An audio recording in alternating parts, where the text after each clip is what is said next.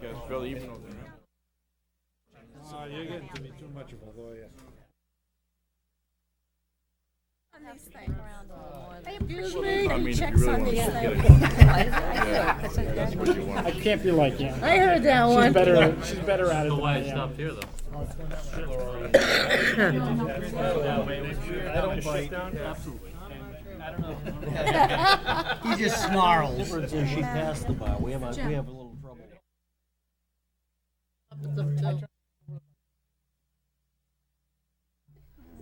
Alrighty then. Oh, it destroyed it.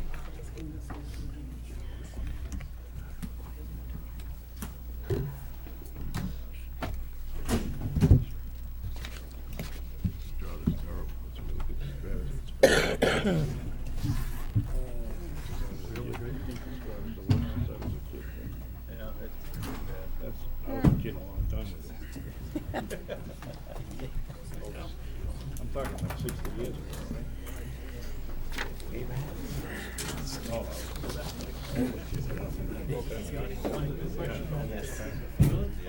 Well, we do. This is my left one. There was a year in the 90s that was just punky. Evan, you ready? Be dry. Remember when they had those fires and everything in Plymouth? Yeah. Before you, and they just kept saying, "Price of wine out."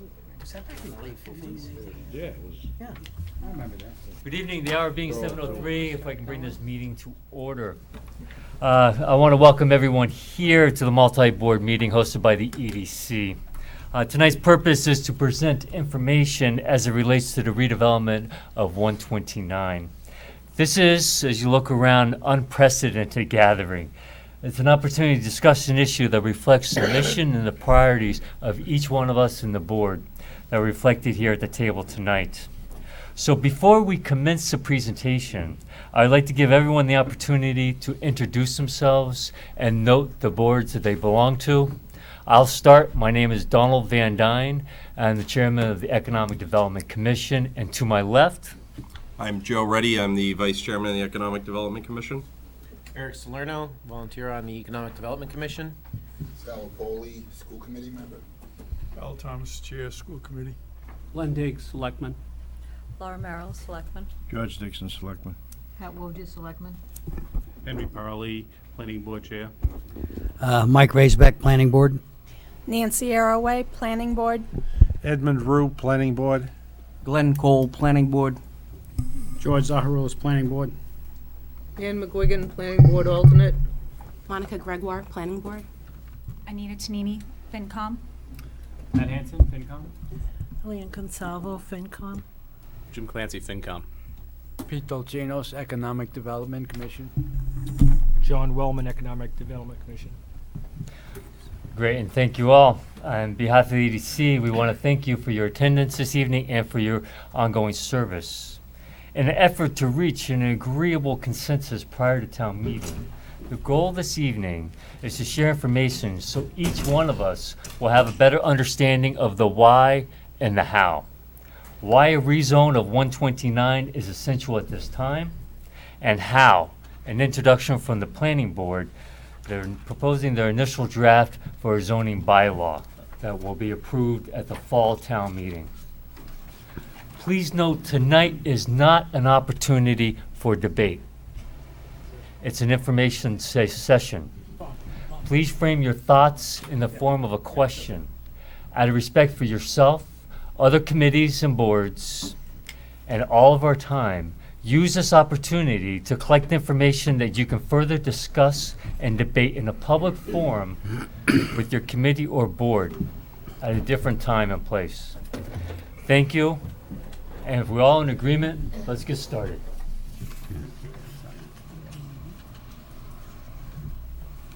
What is economic development? Paraphrasing from the 2010 Master Plan, it's a balance between quality of life issues and a strategy to attract and retain high-quality, well-paying jobs in our community. What is the role of the EDC, the Economic Development Commission? Our current role is to support and be a partner with the Planning Board. We basically work as data ants in an effort to collect and share information. For the 2010 master plan, the EDC's overarching goal is support the town manager and the economic development director in the implementation of the town's economic development priorities. Redevelopment of the 129 area is not a new effort. It was identified 6 years ago in the 2010 master plan. Specifically on page 122, it states, prioritize redevelopment initiatives along the Route 129 corridor from Riverneck Road to the Billerica Town Line. Now, as you listen this evening, keep in mind the information provided is a reflection of 8 years of vetting and consideration. The EDC will answer the why. We will present 18-slide PowerPoint deck broken into 4 sections. I will address the initial 3 slides and the final 2 slides. Joe Reddy to my left will present market trends and challenges and the strategic vision. And Jim Clancy from FinCom to my right will discuss the fiscal considerations and the scope and scale. Please note that after each section, there will be an opportunity for questions.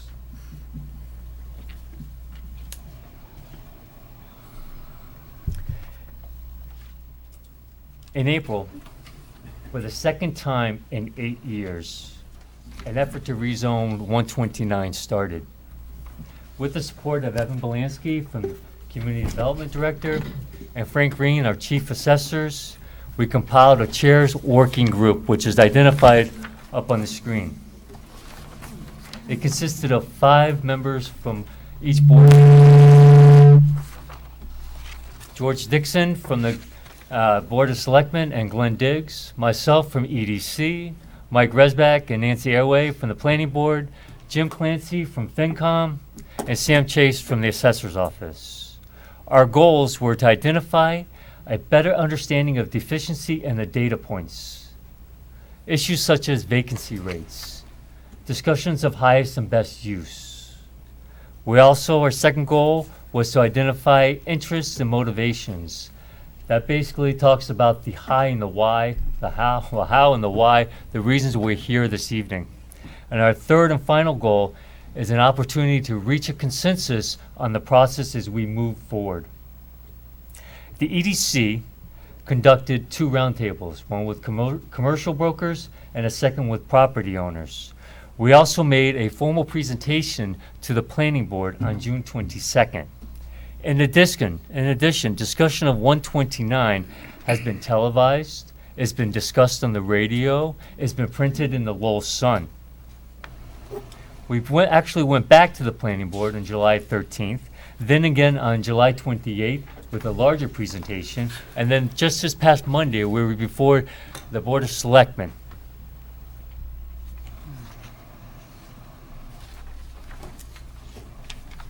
Again, this is not a new issue. Let's flash back 8 years. 2008. Economic development was a priority. We hired a consultant. We put together an economic development plan. We discussed Billerica Road. We actually talked about the vacancy rates on Billerica Road and the 129 corridor, amounting to 600,000 square feet. It's no surprise, because we have done very little in 8 years. Our vacancy rate on 129 now is 624,000 square feet. That represents 13% vacancy rate on the 129 corridor. Also noted as a deficiency in 2008 was a lack of complementary amenities. In 2009, the EDC met with 129 property owners and brokers. We tried to identify market trends and challenges. We then presented that to the Master Plan Committee, which elements were reflected in the 2010 Master Plan recommendation. Then in March of 2012, the Planning Board held a public hearing. Shortly thereafter, it was tabled. In the last 4 years, Chelmsford has lost hundreds and thousands of dollars, and we've lost our competitive edge.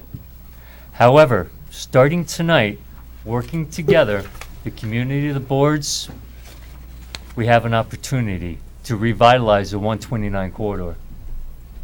Next, Joe will present the current market trends and challenges gleaned from the recent meetings with the aforementioned commercial brokers and property owners. That now does conclude section 1. Are there any questions at this point? I got one. The 660,000, does that include, Kronos? That's a very good question, Bob. No, actually it doesn't. Kronos and when Mercury Computer pull up stakes and they're out of town, we're talking another 500,000 square feet. That equates to 1.1 million square feet in an area that's 4.5 million square feet. Consequently, 26% vacancy rate on the 129 corridor. Okay, and on what basis can you say that we've lost thousands and thousands of dollars? Do you have a way of calculating that? I think as we move through the presentation tonight, you'll All right. see. All right. Any other questions?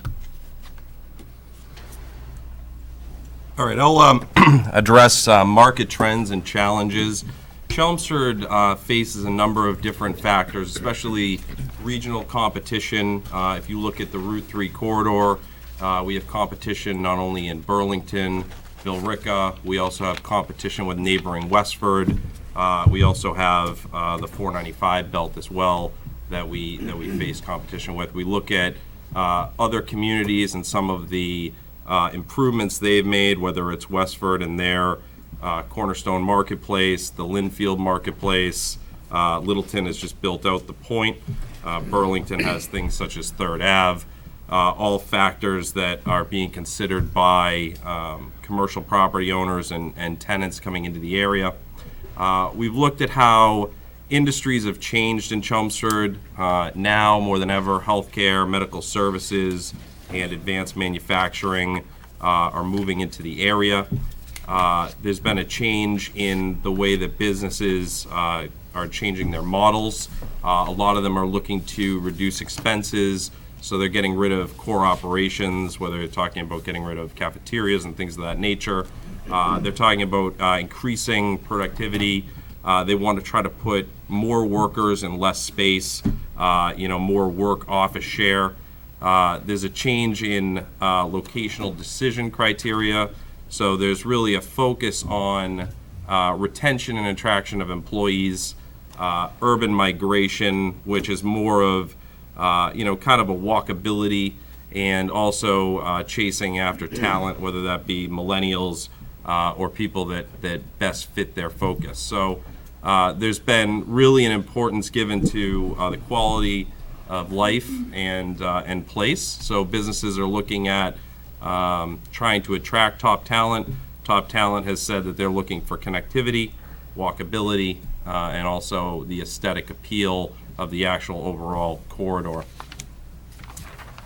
In addition, we look at, the buildings that are currently there are somewhat value-oriented, which means that, essentially these properties are not at their highest and best use. There is persistent vacancies throughout the corridor. There's been a challenge to fill upwards to 4.7 million square feet of commercial industrial space in that area. We found it difficult, and we found that there's been a lack of private investment and reinvestment in the area. There's been a high depreciation of the property values in that sector. Challenge has been to attract high-value businesses without providing some level of TIFs. Increased requests for tax abatements, and recent real estate interest and trends in low projects. So we've seen an influx of people looking to put in contractor yards or self-storage, which is more of a lower use. The first impression when coming through the corridor is not, from what we've heard at these meetings, has not been the best. There's been a lack of dedicated public transit to commuter rails. And then most importantly, what we've heard is there's been really a lack of business amenities to support the current office and industrial parks that are there. We have taken a look at the economic data. So historical trends for average rents. So we looked at 2006 through 2016, you're looking at $7.50 to $8.50, per square foot. The high water mark is basically $8.50. That was in Q1 of 2006. Historical trends for vacancies in that same 10-year period, we had a low of 200,000 square feet, which is 4%, which is very good in 2011, and as high as 850,000 square feet in 2007, obviously as things started to unravel. Our 10-year average is around 512,000 square feet, and then as of Q1 of 2016, we had 624,869 square feet of available space.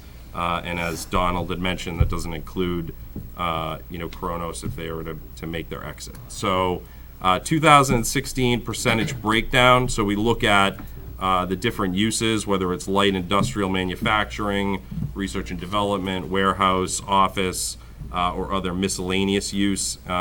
And again, these actually only deal with the 72 properties that are within that 129 corridor, not commercial properties in Chelmsford as a whole. The economic development data also looks at depreciation trends. So basically in 2007, we saw a high level of depreciation within those buildings. There was some more, reinvestment, but then ultimately, as of 2016, we're back to almost the same high mark of 27.7%. We then broke it down again by, percentages within different categories, light manufacturing, research and development, warehouse, and office. And then we also looked at average assessed value per square foot of a building and land within different categories. So, if you look at office space in general, it yields some of the highest per square footage dollars versus light manufacturing brings some of the lowest. On average, we're around $83 per square foot. What does the economic development data mean to us? Reoccurring cycle of low rents and lack of investment equals basically a value-oriented and driven decision-making, lack of vested long-term interest, both business and property owners. You'll see sometimes people ask, why does a building remain vacant for a period of time? This has to deal with that. Consistent elevated vacancy rates, too much commercial versus industrial, and then consistent elevated depreciation rates, which we had talked about, and 47% of the total assessed value is a low value of $73 per square foot, or R&D square foot. Any questions? I have one question. Based on these rates, how are they comparable to some of the surrounding communities?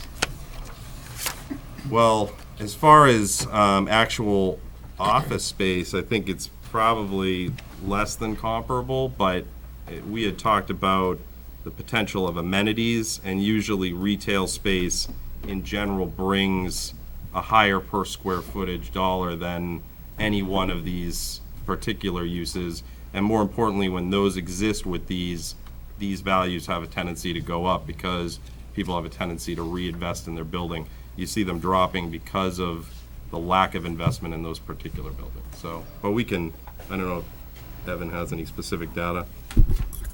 When the chairs were meeting, we did ask Frank Green if that was possible to pull comps from other communities. So that data is not readily available unless you are the chief assessor within a particular community, not publicly available information. Okay, thank you. And my other question was, I'm just surprised that warehouse space is so high compared to the two below it. Is there any reason why it ranks higher than light industrial and R&D that you can see? On depreciation? Yeah. Assessed value. No assessed value. Thank you. Actually, Frank, do you have any background on that, or is there anything? The warehouse, we have quite a bit of it, some of it's a little bit newer than some of the others, so it did that value. With respect to the other question you had, as Evan said, it wasn't difficult for me to get some of the data compared to other communities. What I was able to grab today was vacancy rates in the greater Middlesex area. I was able to get that from one of my databases. And that's hovering around 8 to 10% versus the 13%, 15% that we reported earlier for the 129 area. Thank you.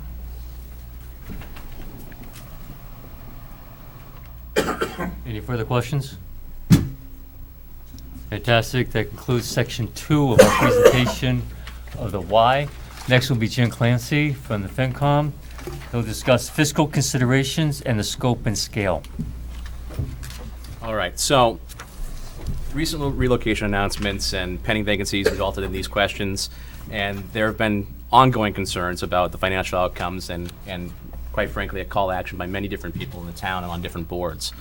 Looking at the larger fiscal picture for what we have to deal with, we have a total revenue, and I believe it's a 15-figure of $126,958,310. From that, state aid has really plateaued in recent years. There's no sign that state aid's going to increase, and if you've been paying attention to any of the budget talks, it seems pretty likely that's going to be the case. If at all, it may even decrease, and that's a scary thought. Right now, as a part of our revenue, 12.96% of it is from state aid. So the current Chapter 70 formula does not necessarily benefit Chelmsford as greatly as our surrounding communities, partially because we're not considered a growth community. That's what we keep hearing from the state. We're not a growth community. We had a lot of growth early on, and therefore the way that Chapter 70 formula works, we don't really see the benefit as much as some other communities which have had more recent growth. In fact, all except Carlisle of our bordering towns get more Chapter 70 funding than we do. Property taxes will continue to increase, an average of at least 2.5% per year to meet the levy limit. Of our tax levy, our revenue is 70.67%. That's where our main source of income comes from. And that was, as of last year, $89,718,236. So any tax relief that we really want to see would require either a drastic reduction in services and amenities provided by the town or an increase in revenues to stabilize the tax base. And that's where we have a concern with many known projects and additional expenses that the town's facing in coming years, including school renovation, new school building, full-day kindergarten, implementation of EPA stormwater regulations, and the growing and ever-present OPEB and retirement obligations. Additional or increases in existing revenue sources are not only likely to be needed, they're going to be necessary. And it's the unknown projects and expenses that are even more foreboding for the town. And that's where we kind of came to this realization about 7 months ago in a room that was sort of like this, but not quite the same. 7 months ago, we had that discussion about a possible connection between land use and zoning and fiscal considerations for the town. And the question was, what role does the Route 129 area serve for that tax base, and what role could the Route 28 area could serve the tax base? So what does it now, and what could it do going forward in the future? So if you look at the fiscal revenue data, the historical trends show that CIP, which is commercial, industrial, and personal property, as a percentage of the total value of revenue, you look at the historical trends for that, and the high water mark in 1990 occurred in 1991, where 27% was commercial, industrial, and personal property, and 73% of the town of Chelmsford was residential. Low water mark occurred in 2006 with 17%. Since 2009, we've been around 19.5%. We are currently 19.32% CIP and 80.68 residential. So historical trends for CIP values, the high water mark was $988,573,340 in 2009. And since 2007, we've been really relatively unchanged. In fact, this past year was $961,258,530. So you look at Route 129 and the CIP. We got, as we've already discussed, 72 properties within Route 129 area, and the total assessed value is $369,272,700 of the assessed value. That's commercial and industrial portion of it. if you look at our total CIP, which is that 961, 258, 530 number, the assessed value of the property down there makes up about 38% of the value of what we're taking in from CIP. So it's a large chunk and a large portion in our town. But then you also have to take into consideration the personal property portion of that and what that's producing down there. Now, I don't have the exact figure for personal property for that specific area. I believe it's the 145, 832, 196, but the range of percentage for the assessed value down there plus the personal property percent as a total of our CIP is between 45% and 53.59%. So you look at that and say that's a large portion of our town CIP in the Route 129 area. Now, in order to address what the current areas around us look like as a breakdown with CIP and residential, you look at Westford is 84.86 residential, 15.14 commercial. You look at Billerica, it's 74.63 and 25.37. You look at Lowell, it's 83.32 and 16.68, which is actually lower than ours, but if you think about it, they have a lot of residential that contributes towards their overall CIP, overall tax revenue. Carlisle, of course, is usually the outlier for us. That's 98.21 and 1.79. That's almost a throw out. You throw out the high, you throw out the low. But you look at places that would be comparable that we're looking at when people always say, let's do an assessment of the value and what we want to look for commercial versus residential, what that might look like. You look at a Burlington. Burlington's is 61.36 and 38.64. So that's a very large break in between of what the commercial versus residential is. So if you take that all into consideration, we want to ask, what does that revenue data mean? Again, the high water mark was 27% in 91. It showed a significant step up in growth and development of that Route 129 park. That's when it really was zoned in industrial, and that's when you saw that increase in that ability to increase our CIP. The smaller commercial industrial growth happened between 2000 and 2005, and there's been no real significant commercial industrial growth since 2006 that would offset the CIP ratio. Since 91, the majority of the new growth has been residential, particularly multifamily, as we've seen and discussed, and as we know, just in viewing anything we've read in the last few years. And finally, depreciation, the first generation commercial industrial has had an impact on the value of the property. That concludes section 3 of the Y. Is there any questions on section 3 and the fiscal numbers? Well, actually, we will come back a little bit later in this packet. There's 2 more slides that are attributed to the financial aspects of a rezone. Just a question on the CIP. You referred to Billerica. What were the numbers for Billerica? Billerica was 74.63 and 25.37. That's CIP. So if you look at the CIP, that's commercial industrial personal property reported to the Mass Department of Revenue based upon the assessed values of property and the assessed values of personal property. It doesn't take into consideration certain vacancies. From a tax standpoint, aren't they 55, 45, which is another way of looking at it? They have a split tax rate. They're the split tax rate. But it is, they bring in 55% of the monies, the revenues are based on the commercial side and only 45% on the residential side, correct? That's because of classification. That's Tax classification. I think they're it's $150, aren't they? $1.60. It's how they're classified. It doesn't mean that much of their income comes from that source overall. Does that make sense? Do you know what the percentage is that comes from each side? I think that's the percentage That would be Jim's what I just. talking about. So a lot of this information that I'm giving to you tonight is available from the Mass DOR Division of Local Services. They actually have a very nice interactive map that anyone at home, anyone here can take a look at that shows the breakdown of what's coming in for tax revenue and reported to the Mass DOR per community and for that year. So it's a really helpful resource for anyone who wants to check the numbers and look at what might be there to evaluate how Chelmsford is doing compared to other communities in the area. I think Billerica has a commercial rate of $1.60 as opposed in the dollar. Oh, you mean classification is 150%? Classification. 150%. isn't it? 160, is that, or is it? Is it 175? I know it was 160 some of the days ago.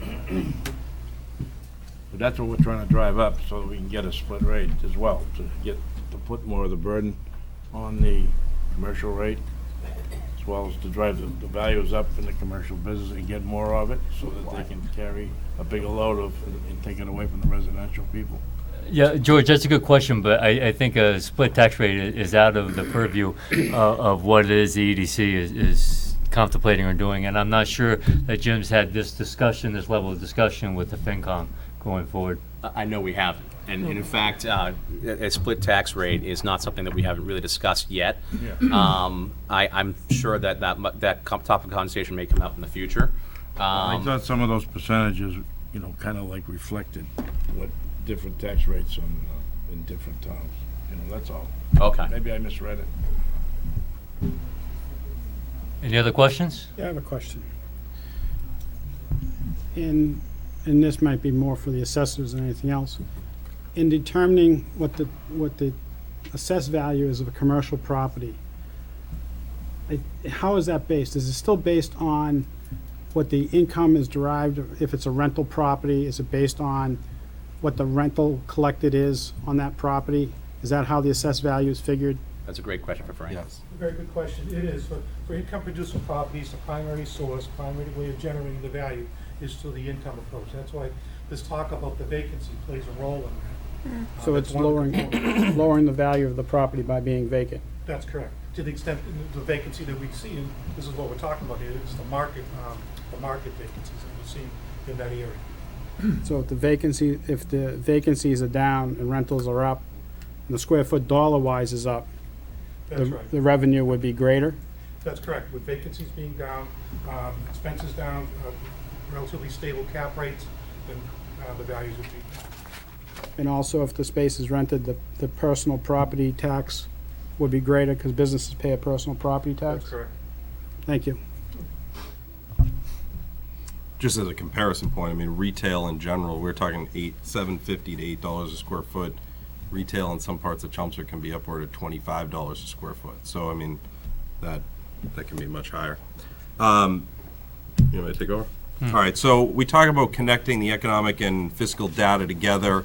The area has served the town well for the last 25 to 30 years, but currently the area is no longer serving in the same capacity.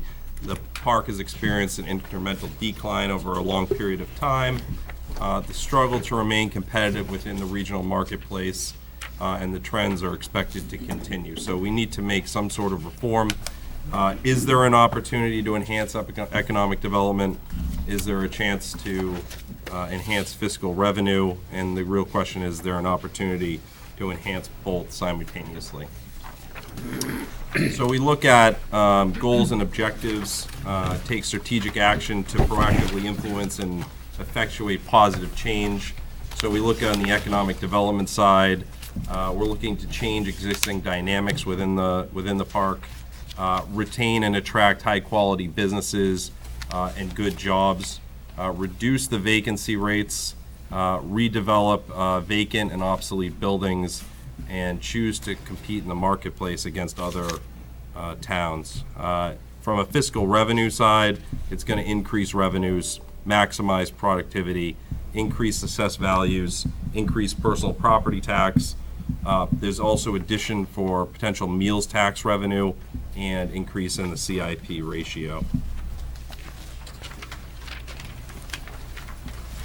So moving forward, we have a strategic framework, and that's to preserve and enhance the Route 129 primary function as an office, industrial, and R&D park, promote orderly, effective and quality development, provide opportunity to convert existing square footage from traditional office, industrial, and warehouse to include business amenities. Business amenities including retail, restaurants, and some multifamily housing. Conversion includes reuse, redevelopment, and new construction. Critical to provide an opportunity that provides a scope and scale to achieve desired goals and objectives. And it's critical to provide a real market opportunity for developers and property owners, and build upon and capitalize on existing flexible and expedited redevelopment zoning. I think we had talked a little bit about the CEIOD in prior meetings. So, any questions in regards to that?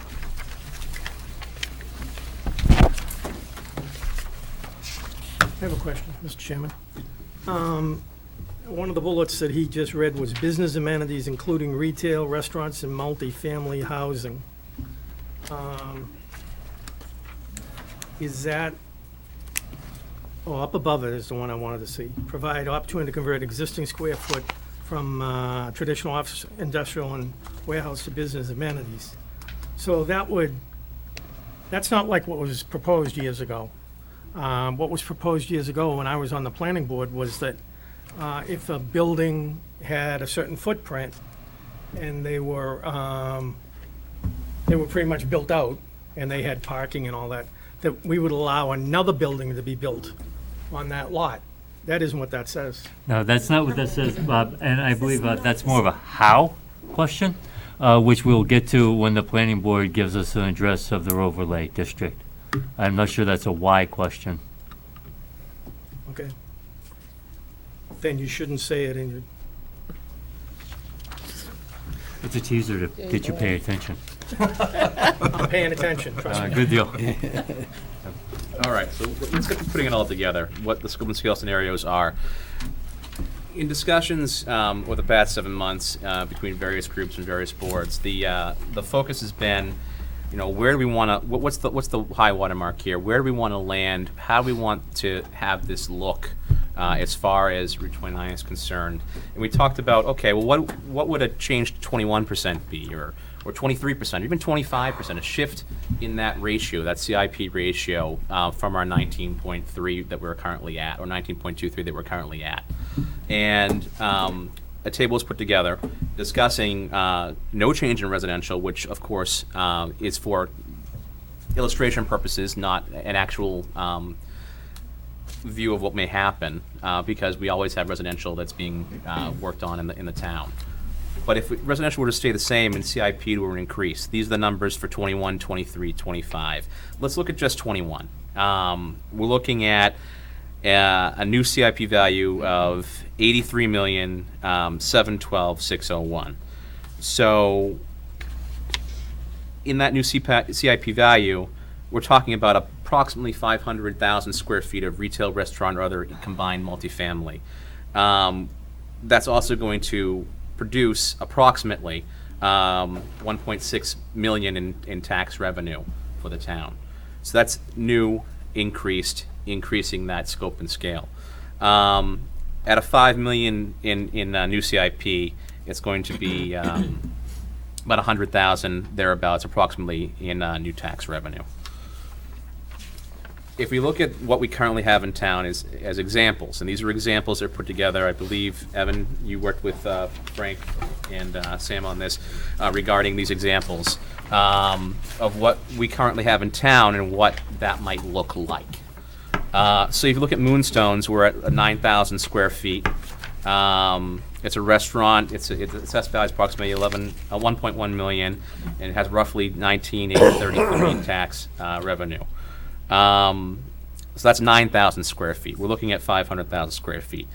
Let's go down to what Walmart is. And that, we're not saying we're looking at Walmart in that area, but want to give an example of size and what we're looking at and why we want to look for a certain thing. If you look at Walmart, it's a gigantic plaza. It's 20 of the Primrose Plaza, which I'll address in a second. It doesn't have a high value. It's $90 per square foot. It's 17.8 million and 320,000 taxes, but it's not a high value. So we're looking at stuff like a Primrose Plaza, where you have 10,000 square feet. It's multi-tenant, retail. It's valued at 1.5. Thereabouts 1.6. You have about 28,000 in tax revenue. It's 158 per square foot. And then you look at also the multifamily. The multifamily will be certainly addressed in the how. I know that'll be a topic of conversation. But you look at something like that, and you say, okay, the assessed value of Kensington is 144 units, about 19.4 million, and that produces roughly 350,000 in taxes. So you look at what 500,000 looks like. It's that multi-zone amenity ability. You look at across that large area in 129, what you're looking at. You're not looking at a Walmart Plaza, a big box store type of thing. You're looking more towards a Primrose, more towards that type of feel to the property and amenities that are going in there.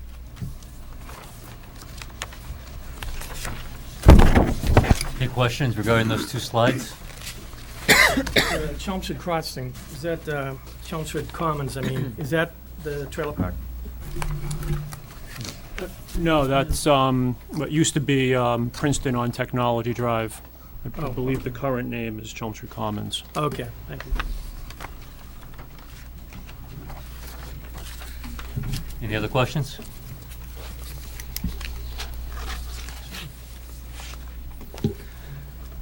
All right, up on the monitor, we're seeing actually the map. I think we probably should want to try to define the area that we're discussing this evening. If we wander along 129 Billrica Road, bring it back along Mill Road and come back on Turnpike, we're talking again about 623 acres. This represents about 72 properties within this industrial area. And again, as mentioned, it was 4.7 million square feet. All right, we do have a vacancy rate. As Bob helped us point out earlier, we're talking about 13% today. If we wait till next April, again, we're going to be talking something in the 20s, 23%, because we're going to add another 500,000 square feet to our vacancy rate once Mercury Computer and Kronos pull up stakes and move out. That's somewhat unacceptable. That's only if they don't rent it, though. Absolutely, but it's not rented now, so we can say it's, do you find 600,000 square feet acceptable? That's a question. 600,000 square feet, which is 13% is still well above the market norm. We have a industrial park that's on life support, and it has been on life support for a long period of time, and there's a missed opportunity for us here in Chelmsford, both for revenue and for thinking about quality of life issues.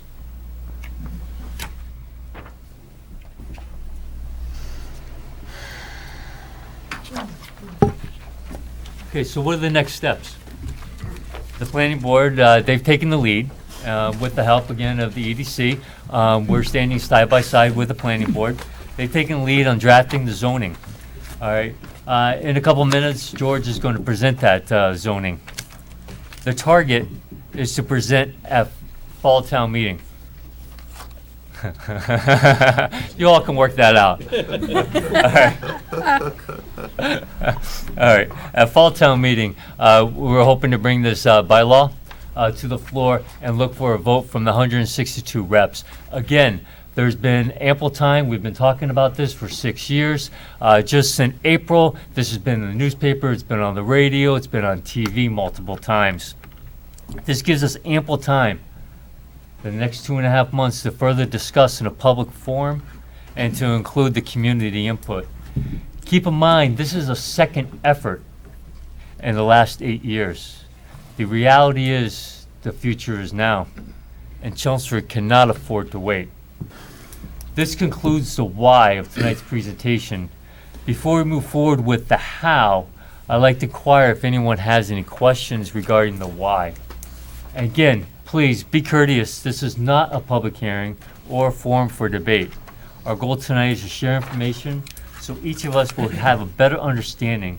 So if you have any thoughts, please frame them in a form of a question. I'd just like to make a comment, not exactly a question, but the whole presentation thus far has centered around the why, all right? And it's not unlike the meeting that took place in the same room last night about all-day kindergarten. No one is questioning why all-day kindergarten is required. The focus is on the how. And the meeting last night was, again, the the emotion that went into that meeting last night, and there was a lot of it, all focused on the how. So I think that, in general, I don't think there's anyone in this room, certainly, who questions the why. Let's look at the how. Fantastic. I'm gonna look at my chair. if You you all want want me to flip a coin? I'll take a shot if you want. I'll go. I've got another question before, is he gonna take over the meeting now? He will do his I have presentation. another you only got one comment from asking for questions. 129. Did you make any calculations as to what the numbers are in the retail space, seeing that you're gonna be asking for additional retail space on 129? As far as projected retail space? No, what's empty? What we have and what's empty? In other areas of town? you mean? Yeah. Oh, for example, I went to Summer Street. There are five openings down there right now. Across the street at the brand-new place where Adamo's is, there's 4 vacancies, and they may have some on the The contract. Chelmsford Town Center? Yeah. Yeah, I think Adam actually made a presentation just last week, and he had mentioned that he has all that space rented. They are, okay. Yeah. And then in downtown, right in the downtown, there's either 1 or 2, no, there's at least 2. If you count the Oddfellows building, it's be a lot more, but just 2 on the other side of the street of vacancies. I'm concerned, and I'm gonna, I'm gonna tell you, I'm gonna mount a charge on this if the merchants and vendors in our town are hurt by this. And that's why it failed the first time, okay? Yeah, there, actually, to address one of your storefronts in the center there, the dog grooming, for example, I think they're open for maybe 8 weeks? Right, okay. That's market-driven, and a lot of what happens in real estate is market-driven. Obviously, he had a business model that didn't address the needs of the consumers in our community. But it's still empty. Absolutely, it's still empty, but I don't think that's a reflection of what we're doing or not doing as a board or EDC. I think you need to be thinking about the other vendors in town and how this plan will affect them. And the other thing that I'd like to throw out, and I said it at the Board of Selectmen's meeting the other night, is why aren't there any residents involved? That's a very good question, because No, it's just these people. I'm gonna answer that question. Yeah, I would like thank to you, answer George. that question, Mr. Chairman. Residents will be involved. Part of the process from the planning board, as you know, Bob, I know what the is a process of public the planning hearing. board is. Bob, if You- you can give him a chance, please. I'm answering your He's telling me question. something I know. I'm answering your But question. there might be other people that are There will paying be attention that do public not know about input it. Yep. through the public hearing, okay? We're on TV, and we've been talking about it the last 3 or 4 meetings, okay? You have the Economic Development Commission, who's been around town. You have the Finance Committee, who's been around town. So, I mean, you have, right here in this room, there's 10 residents in town from all different areas that have varying opinions, but the residents will have an opportunity to speak loud and clear on this, as well as the business merchants through the public hearing process. That's why we've already advertised for the first public hearing to be August 24th. And part of the reason we're doing that is, as you know, is we have to have something on by beginning of September for town meeting. And that allows us to have the August 24th meeting, 2 meetings in September, and at least 1 meeting in October. And we discussed it at the last meeting, if we have to throw another planning board meeting sometime in September just to deal with this issue, the planning board's willing to do that. We've all agreed upon it, we've all talked about it, and if we have to have a meeting just for this, we will do it. We will do it. I think you missed my point. My point is, this group, and so far, what they have done has not had any input. I know they go before planning board and they can testify whatever they want to do. But what I'm saying is, this board, from the ground floor up, does not include people who are being affected, like residents and abutters, and for that matter, people in Precinct 4. Because I see that goes right down Turnpike Road. So what would you propose, Bob? I would have proposed that you would notify the abutters, even before the planning board meeting, so that they can start to get familiar with what's going on. Well, we've tried to reach out by public input like this. Let me weigh in. Again, we're not trying to do a debate, but in a questioning format. I think questions are allowed. Thank you, Glenn. What would you say to people? First of all, something like this has been tried before, has failed miserably. Is that a fair statement, as far as getting it through the town?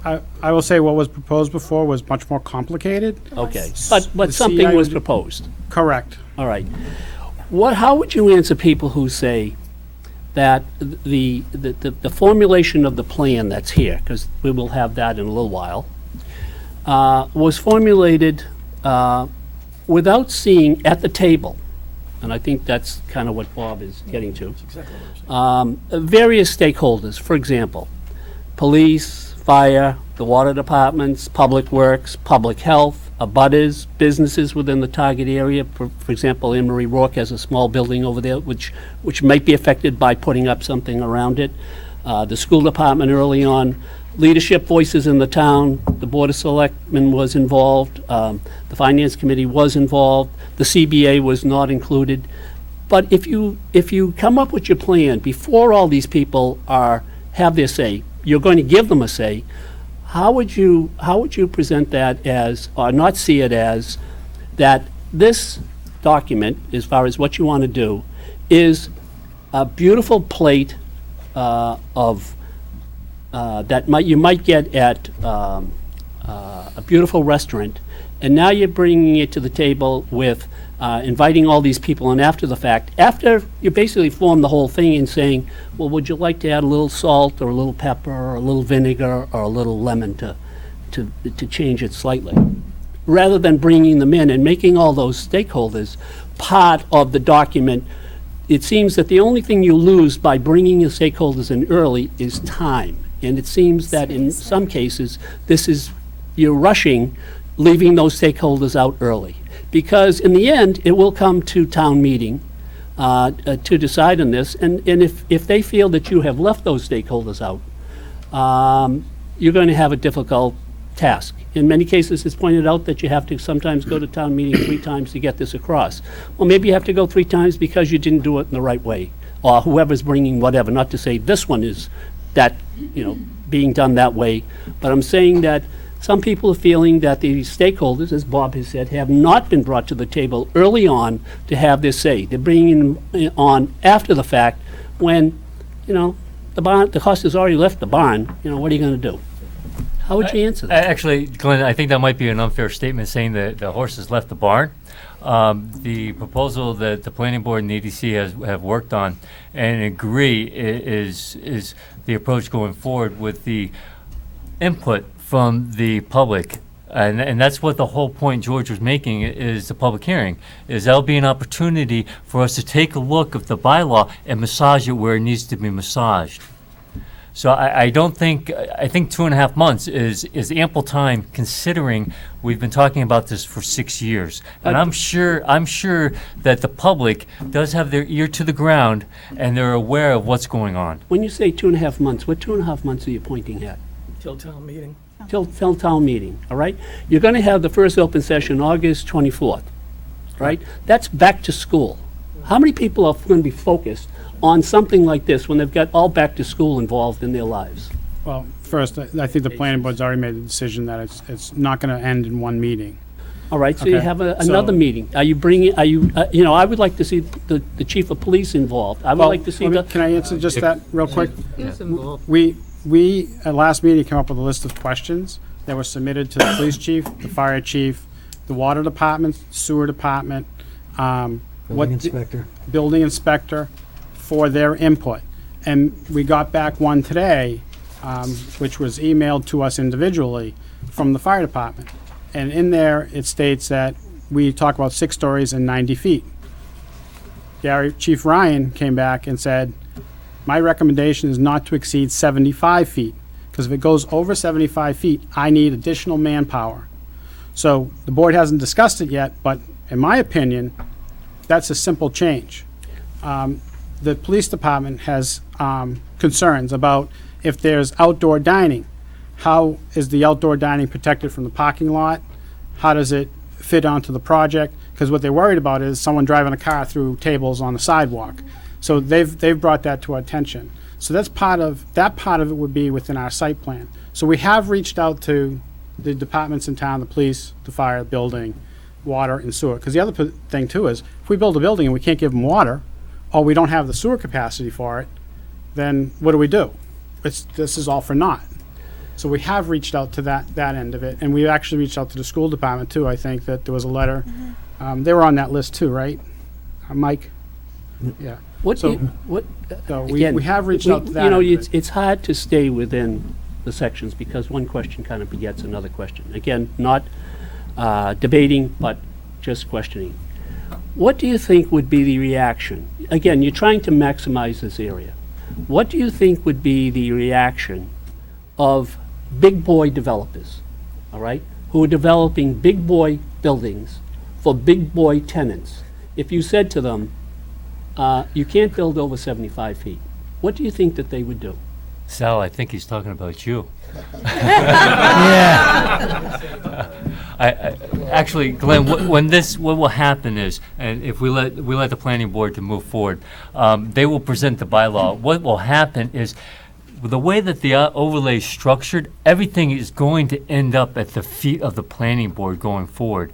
So I'm not sure there's a concern of a big boy developer coming in and doing something that is not acceptable to the planning board, let alone the community. And to further address, and your question and your concerns about the public are duly noted.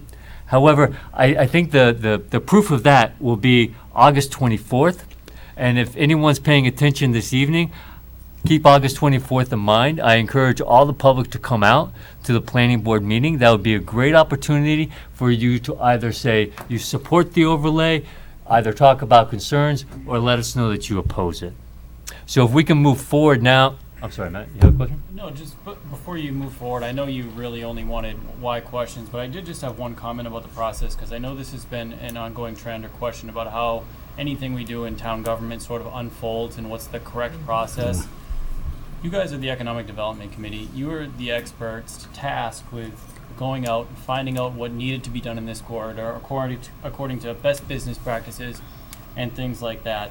And if you came to us without a plan and said, to me, Matt Hansen, somebody who's been involved a long time, what should we do to rezone 129?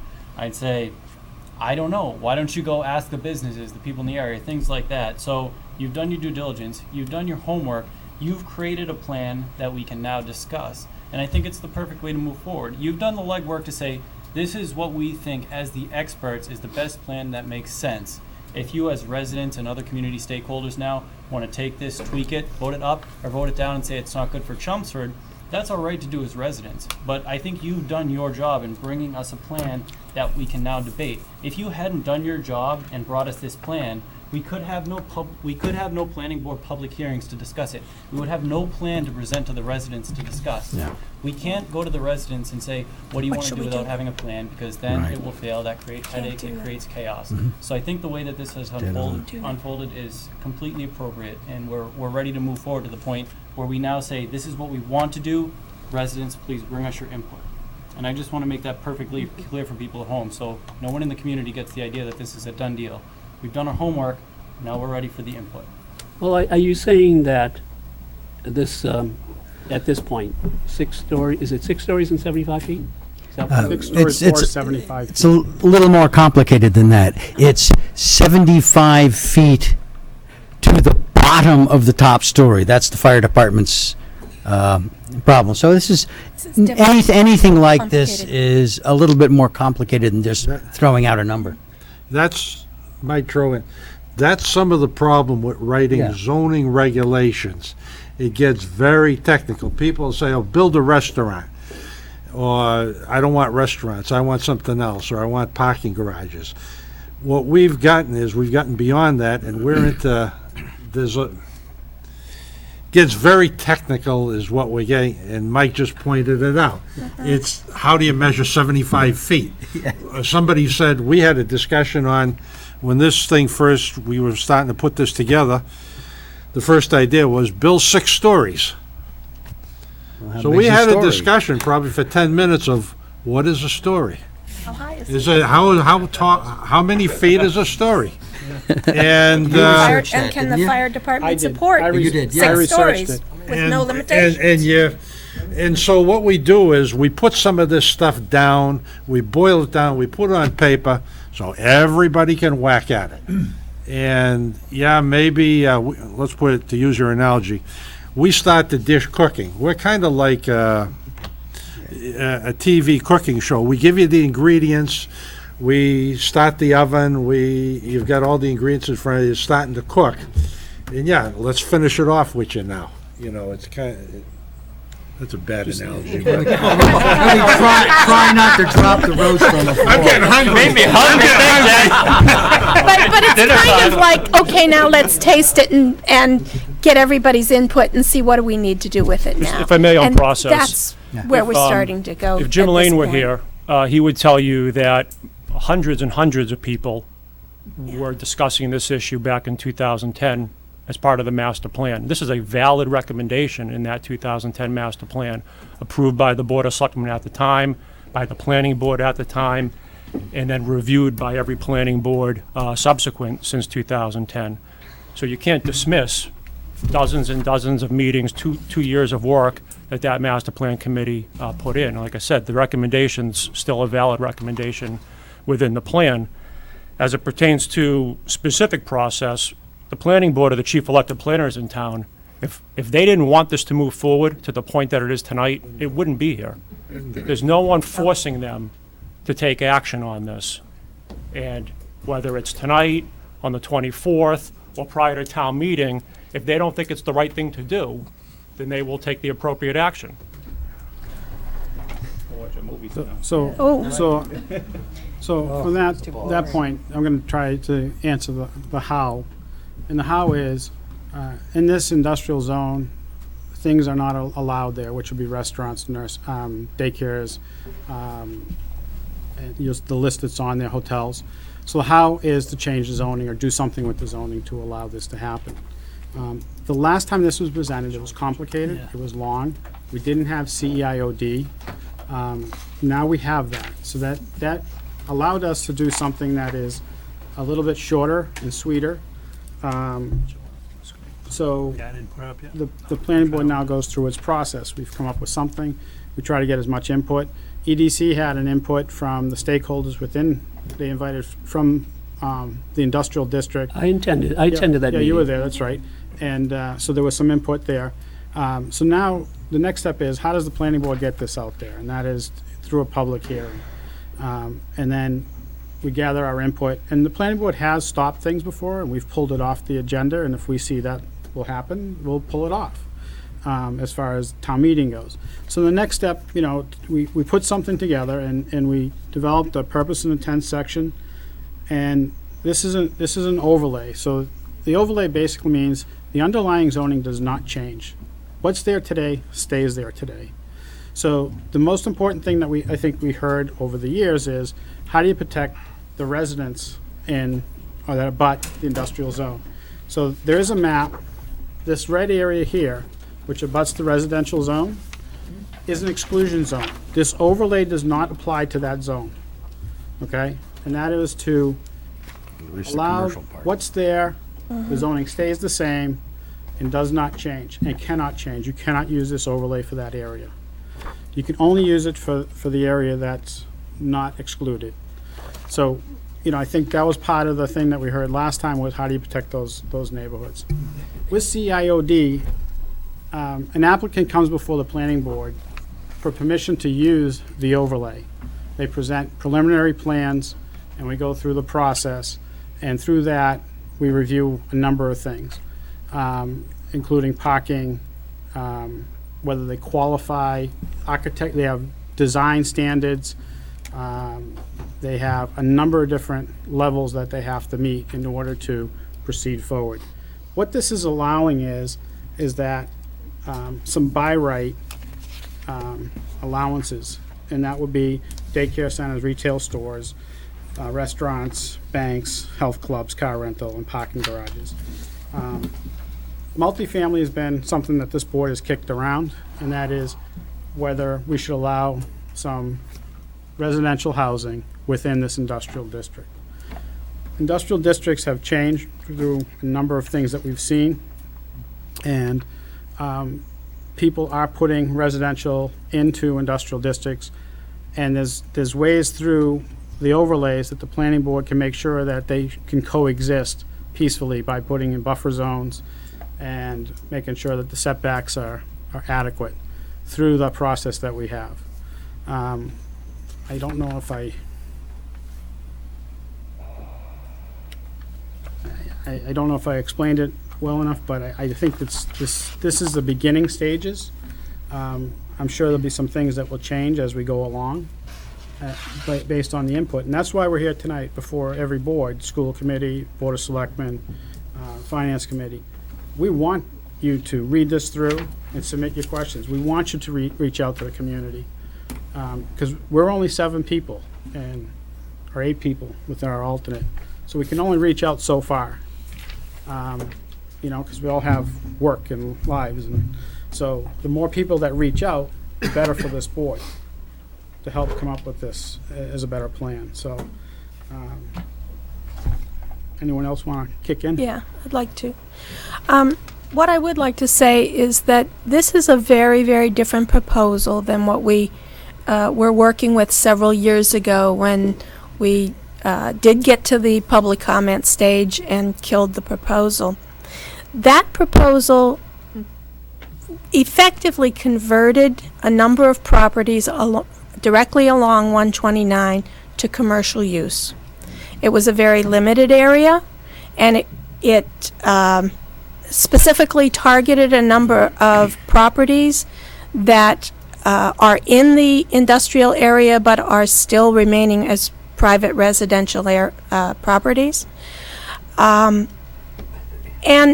that proposal just didn't work. It also didn't solve the problem that we're trying to solve today of how to really beef up this area to make it desirable. What we're seeing today in new industrial areas, in vibrant industrial areas, are places where people live, work, and play within walking or bicycling distance. And that's what we're trying to create in this entire zone, with some relatively minor changes to the within the overlay of the 129 area. We have been very, very sensitive to the fact that some of this area abuts a high-density residential area, and we have restricted in this draft, and consider it a draft or even a straw man at this point, the uses that can go into that buffer area along the residential district, particularly on Mill Road and Turnpike Road. I have to say that 3 years ago when we pursued this, I was adamantly opposed to the proposal because I didn't believe it solved the problem. And today, I'm adamantly in favor of this proposal because I believe that it will promote good quality industrial development and all of the amenities and housing that goes along with good quality 21st century industrial development, and promote an area that people will want to work in, will want to invest in, and will want to settle their businesses into. What do you base that opinion on? The developments that I've been seeing that have been successful, whether it's Burlington, whether it is Marlborough, Littleton, areas that are new developments that I saw happening in Virginia that was being built up rapidly. This is the type of development that I'm seeing that is pulling in businesses and pulling in investors. Let's just concentrate on 2 of the towns you mentioned, Burlington and Marlborough, which are towns that are booming, all right? And that developers want to be in. Yeah. Who wants to be in Chelmsford? What's going to entice them to want to come to Chelmsford? Because because you're creating in this document, you're opening some doors, but to the big money, which is what you need, you have closed doors. Could you explain why you make that statement? I don't understand We're why. here to talk about the opportunities so that the developers do want to come That's right. develop in Chelmsford. And that's why we hosted our input sessions with developers and with brokers. All right, So well, if there's specific I can- doors that are being closed, I can take and tell you, Bring there's it up. actually some developers that have just started, they're looking. They're looking. There are some, and they've done some of these same projects that have been in towns like Westford. You know, some of these same people that have projects in Chelmsford, they are looking at it. You know, it's, we can debate it until the cows come home, say, this is not a good idea, this is a great idea. Throw it out in the public, we'll see what happens, we'll try to get something done. I don't know if the residential part is gonna fly, I think that's gonna be the one sticky point in this whole thing. But, you know, we gotta get out there and get a public station, and we've tried to explain to you that we've done this a few times, and this is how we try to get to this point. There's gonna be a lot of talk, we will eventually get to some conclusion, but this is gonna go on for hours. So, well, here's a yes or a no, all right? One way or another looking at something. Is the plan that's been worked on diligently by the EDC and by the planning board, is it designed to provide some stimulus for development on the 129 area, and the emphasis on the word "some," to the town, which is basically very hungry right now for increased development, considering that a lot of people are leaving shortly? Or is it something that you're designing to ensure that it's something that will make the town solvent for the next 50 years? Which one is it? no, the planning board does not zone for revenue. We never have. That was clear at the very, very beginning of this process. It's not what this board does. That economic, the EDC can, FinCom can, we don't. We will, and I personally will never sit here and try to change zoning so that we increase revenues in this town. It's simple. If you want to increase revenues, make 5,000 square foot house lots and keep building houses. But then, Okay, and then you got other problems on top of it. You got school problems. So I don't think we tried to do that. I think we tried to do Well, something that will whose job help. is it to try to make the town solvent for the future? That was the point of the partnership, starting 6 months ago, most recently with EDC and the planning board. So I think what you've heard from Donald in the presentation tonight was that EDC believes that the current draft hits the marks on the strategic framework that the chairs worked on. It provides ample economic development and fiscal opportunity. In Why the do planning you- board's why- eyes, it Again, provides good question, planning. why do you feel that way? What makes you feel that way? There's no- You had a brokers meeting, and you had a business meeting, and I attended both of them. And the basic reaction of those was kind of ho-hum. There was no excitement. That in the goes room. back to being value-driven. Everybody who's involved in the park down there, existing owners, investors, businesses, they're all value-driven. They have no vested interest in the park, other than one or two large property owners. The rest of them, short leases, they come and go every 10 years. Property owners come and go. There's no long-term vested interest down there, unlike Marlborough, Burlington, where developers are buying land to make a significant investment to attract a big fish that will sign a long-term lease. And why do you feel that this will bring that big fish to the table? Well, we can't guarantee anything. The zoning, as the planning board indicated, doesn't guarantee any particular outcome. It sets the framework for the opportunity. But right now, we're not choosing to compete. We're not even on the radar screen. Yeah, we're not, to your point, we're not even in the game right now. Glenn, right now, we're looking at space So in what Burlington. does, My employees so again, a will question, not come up to a Chelmsford, question. and trust Glenn, me. What does Glenn, it can you let her take- finish speaking first, And please? trust me, everybody knows how I hate to commute long distances. I would do anything to get my company to move to Chelmsford. But right now, 129 is just not attractive to employees. And they want to go to Burlington because they have all the amenities. It's all walking distance, everything's there for them. And what we're trying to do is take advantage, build up Chelmsford, make it a win-win for Yeah. everyone in this town.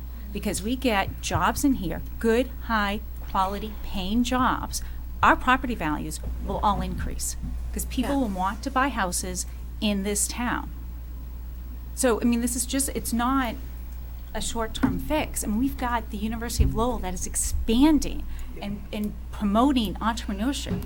We're their partner, we're next door to them. We've got Manchester Airport up the street where we have a lot of things we can offer.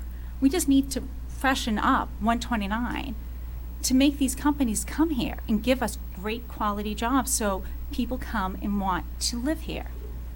And I think unless we do something and take that first step, we're going to be left behind. What? I agree completely. The longer that we wait, Yeah. the more opportunities that are missed. Every month, there's going to be something new that's going on around Right. Chelmsford, and there'll be an opportunity. that And gets I'm missed. more concerned as a citizen that my property value is going to decrease or not increase at the same rate as other towns in this, in this state. I think we've exhausted the question from Yeah. Glenn. I think Mike has a Well, I couple more. wanted to make the point that we should not view this bylaw as the final word here. It can be passed by town meeting, and we can make adjustments to it going forward as we find things that are worthy of adjustment. And we've done that. We did that with the CEIOD, made a few changes there, and we can certainly do it to this. If we find that we have not opened up the scope for the kinds of things that the bigger developers need and that the businesses want, then we can revisit that. But at least this gives us a very substantial step in the right direction. I'd also say that there are plenty of places in here where the planning board can offer additional relief. This meshes with the CEIOD very nicely, and CEIOD lets us make adjustments in a number of places. So if we see something that where a scope needs to be expanded, there's a very good chance that we will have the ability to do that. You know, and I respect that. But at the same time, if I was again, there's a lot of opinions been thrown on the table, but if I were a major developer with many millions at my fingertips, Yep. if I'm going to come in and I'm going to look at 129 and I'm going to buy a swath of land to put in a major development with restaurants, with garages, with buildings, and I would also want some buildings that were on 129 high enough to see some logos from the Right. highway, which 75 feet does not support. Well, all right, but yeah. again, all right, a major developer who's going to spend those kind of dollars is going to spend millions on the just the idea and the creation and the architecturals and all that. And then he's going to come, you think he's going to come to the town and say, well, I'm going to do this, but I got to get you to agree to this, and I got to get you to agree to this, and I got to you to agree to this, that, you know, I don't think anyone initially in this belief- Absolutely.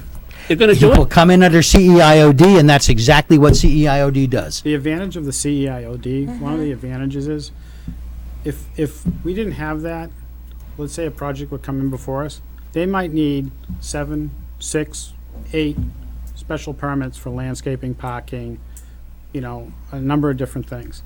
The CEIOD allows them to come in for one special permit to cover all those things. Okay? So it streamlines the process. Also, we have a time frame on it. We have 90 days to make a decision, which before we had that, and Bob probably remembers, we had some projects that went on for 6 months, 7 months before the planning board. So the planning board has tried to become more efficient at what we do to help those developers, because time is money for them. Time is money for any developer. So we try to streamline the process, but yet gain better control through a give and take with the developer. So I think that the CID so far has worked from the projects that we've seen and that are coming on board. They're taking some, Parkhurst Road, the old car wash on there. That land's gonna finally get developed.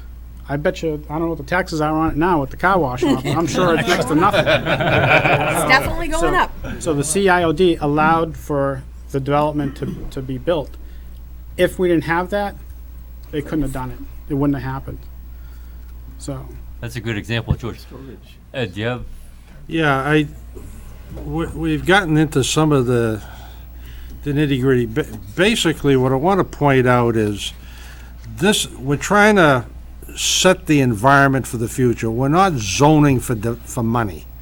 We're trying to, if that comes, it's going to be great. It's going to depend on other people. It's not the zoning, the planning board's purview to develop projects itself. We help set the regulations. There's three big working pieces to this. And you can get bogged down in the details, but the three pieces are 129 is being set for taller buildings, higher floor density ratios, higher FARs, and accessory parking garages so that those buildings can have parking on site. That's one piece of this, if you read the details. The other piece of this, and this is the one we've kicked around in the board and we're going to kick around some more, multifamily, allowing multifamily either as part of those buildings or separate from them someplace in the industrial park. And the third is, and everybody focuses on this, and we've talked a lot about it, but having the retail stores, having a few retail stores. Some of them might be the first floor of some of those taller buildings. That might be how it works out. But those are the basic three big concepts that we're sort of working to try and open up this area for the future that somebody might want to come along. I agree, Chelmsford doesn't have a lot to sell. It's not like the old industrial days where if you had coal in the ground, you could sell your coal, or water, you had water power to sell. Chelmsford doesn't have anything like that to sell. So it's very difficult to sell. What it has is people. It has a skilled workforce. That's what it has. Just to jump in, the location. And a Yeah. great location on the highways. Well, I agree with you, but I think you're overlooking that it does have one asset, and that it has a high quality of life, which some of the communities do not have. Well, what we're trying to A stable economy, which again, a lot of towns don't What have. we're trying to be very careful for in everything we do, we want to protect the neighborhoods. You don't see us talking about 5,000 square foot lots. We're trying to protect the neighborhoods and maintain that quality of life. The development is coming in the existing commercial industrial areas. Yes, there's a few houses in this area that are holdovers from when the area was rezoned, and we're very happy to have those residents stay there. Once they go through, maybe 20, 30, 40 years from now, they might like to sell, and it will become commercial.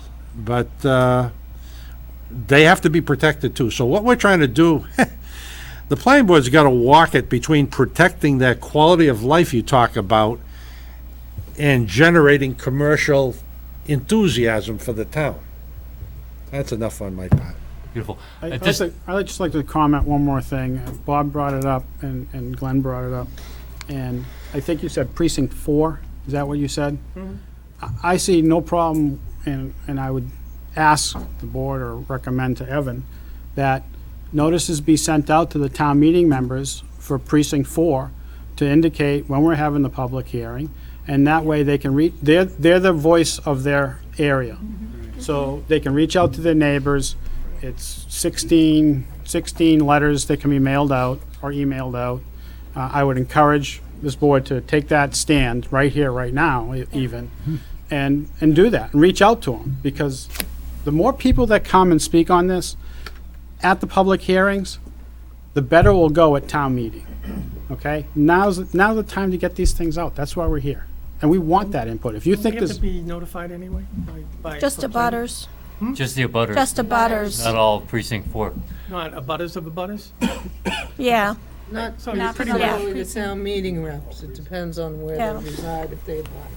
so, So what I'm thinking is if someone lives on the side, one side of Mill Road, They'll get not the side where notices the water anyway. tower is, but the other side, then they would be abutters to abutters. Yeah. Right, so they will be contacted. Right? I'm- Okay, I'm fantastic. I'm just trying to, Contacted. Yeah. through town meeting members, I think Thanks, that's Bob. one way that we can reach out to that precinct, that area. That's a great idea. Yeah. So That's a great idea. It's a simple thing to do. Yeah, Can I that's just simple. clarify something, though, that George said? And that's that he said something that wouldn't affect I happen to live on Turnpike Road. I didn't as say it's it called. wouldn't affect Turnpike. I thought you said it wouldn't I affect said that there's, side. there's an exclusionary zone on the map. This is what we tried to do as well. So Okay. on this side, this is all. Oh, okay, So so, that basically really what's So- happening is in this area. yeah, okay. This being the Worker Road. Yeah, correct. Yep. Okay. Oh. What So, I'm Bob- concerned about is that you said there were 72 properties, so are you counting on those properties? When we were talking about our vacancy rates, Yeah. yes, we're counting all of Oh, you these should- properties You within. shouldn't. Because you're not gonna develop that part. Because This is that's a part of, private that's, conversation. that's part of the industrial district, Bob. That's part of the vacancy rate in that district. So Okay. you would hope that if you develop something on 129, Yeah. and if there's something vacant in there, that maybe that building would get filled, or saying, hey, look, there's some amenities up there. Yeah. We're close to it, like a health club. It's a long distance from Billerica Road up to Turnpike Road, trust me. Some of those Okay. are already residential anyway, though. I mean, you have Yeah. Stonegate and some of the You others. got a condominium there that was built on water. Let people know at home. Oh, Jesus. He's So- from Winchester. So that's one of the things we tried to do, is help protect that area, Bob, is by having that exclusionary zone. So just for people at home, that's the red area on the map is the commercial uses exclusion zone. So any of the commercial uses that are permitted within the overlay would be excluded within this highlighted red area. So what's there now stays there. That zoning does not change. They cannot apply for this overlay. And that's it. It's end of conversation on those properties. Wonderful. I want to take a moment and ask if anybody in the audience, if you all have any questions. Yeah. Actually, I'm sorry, Ed, and we can make, if you can come up to the table, maybe, and.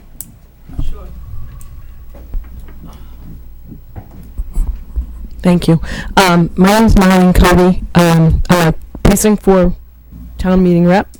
I live on Sprague Ave off of Brick Hill Road. And I also work at 300 Apollo Drive. So I'm very interested in this issue. My question is, well, I've been talking to Evan by email.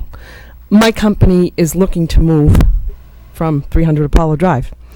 And the reason has nothing to do with anything you guys are talking about. So I'm curious if you're looking at the reasons why they're moving out. Because my company's moving out because the building no longer fits our needs.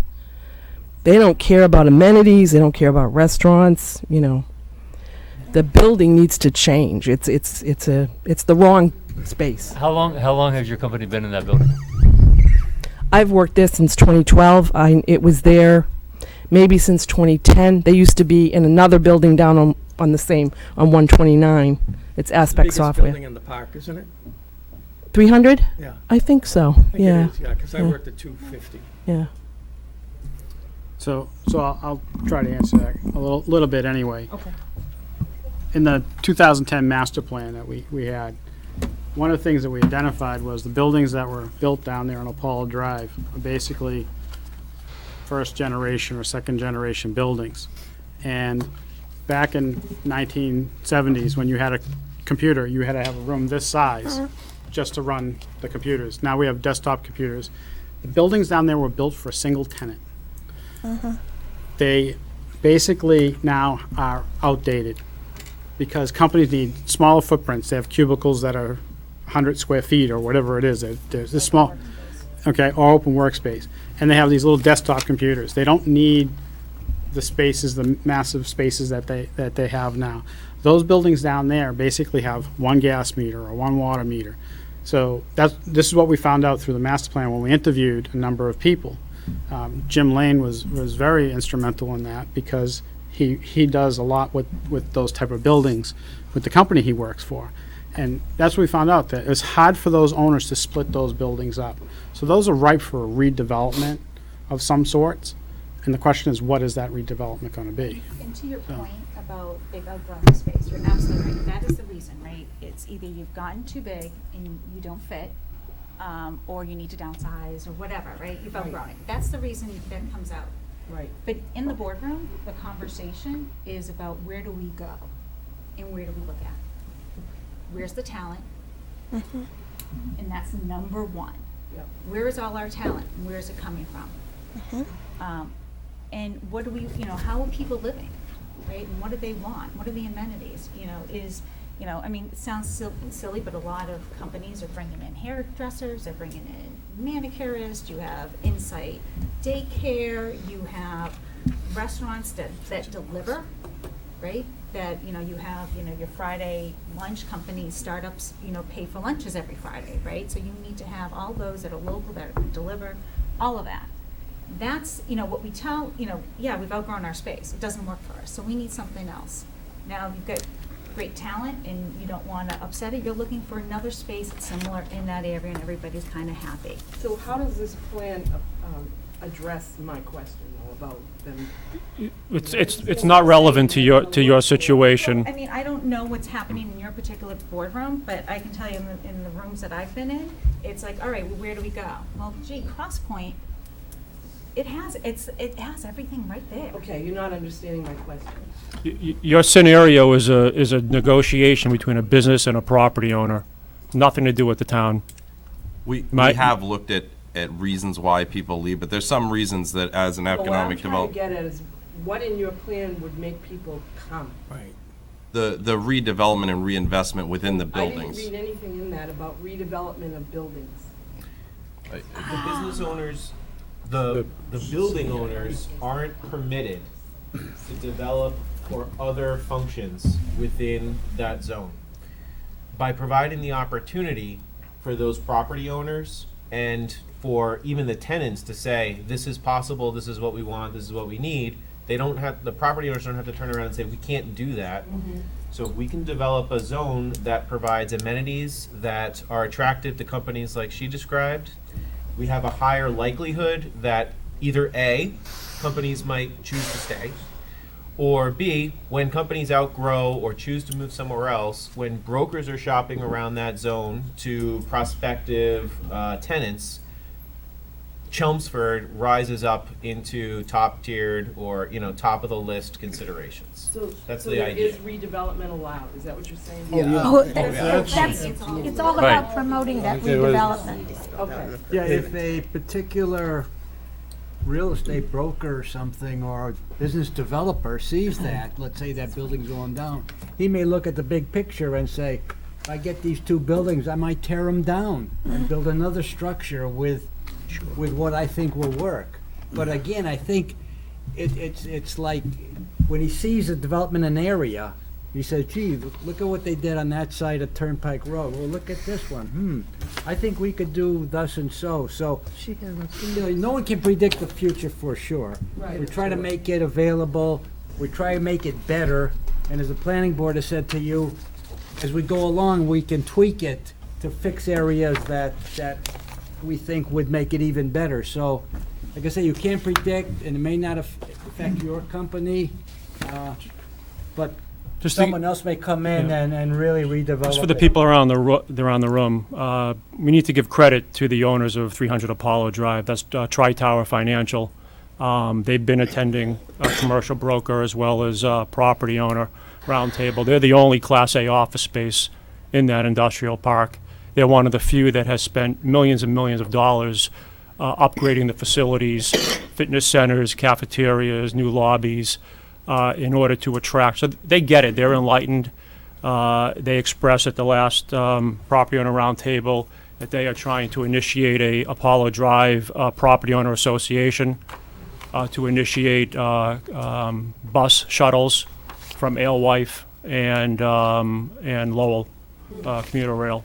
So that's the kind of property owner that we're hoping to attract more of, who understands what needs to be done. Okay.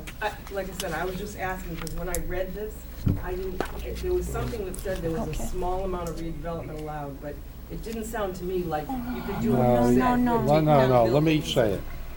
Hey, go Let me ahead. say, okay, most people miss it on this. There's an acronym in here someplace. CEIOD. Okay. Community That's investment. huh? Community Investment, Enhancement Investment Overlay District. Thank you. That was a zoning regulation. Evan led the charge on that. That was zoning regulation that went through a couple of years ago and allows the planning board to help redevelop. And people are starting to take advantage of that. I see. Slightly bigger buildings on smaller lots, maybe uses that weren't just right for that lot. As a matter of fact, there's an apartment building out on 110 that came in under the CEIOD. The mini storage that's going to be on Parkhurst came in under the CEIOD. So it's part of the zoning regulations that allow us. As somebody said earlier tonight, this proposal you see in front of you was greatly shortened, specifically because a lot of that stuff before went through as part of the CEIOD regulations. I see. Okay, thank you. And developers are just starting to kind of understand it. And it's basically not very complicated. They don't have to spend millions on plans. If they come in with some preliminary sketches and plans, we have a discussion. And the concept is maybe we can partner up with them. It's the best way. Just one comment I wanted to make. Can you form it like a question? Well, you guys are talking about having citizen input. I just wanted to let you know a piece of data. I have a really good friend who lives on Monmouth Street. She had no idea about any of this. So I just wanted to let you know that. It's about 99%. I have a question. If I speak loud enough, the microphone pick it up. Usually with you, Glenn, that's the case, yeah. Probably not. So what I'm not sure I understand is the biggest picture that you'd like to deliver to either the builders, the developer community, or to the public.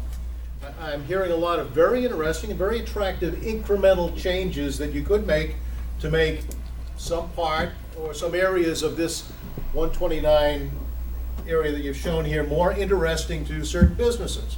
But I'm trying to grasp onto what is 20 years from now going to look like.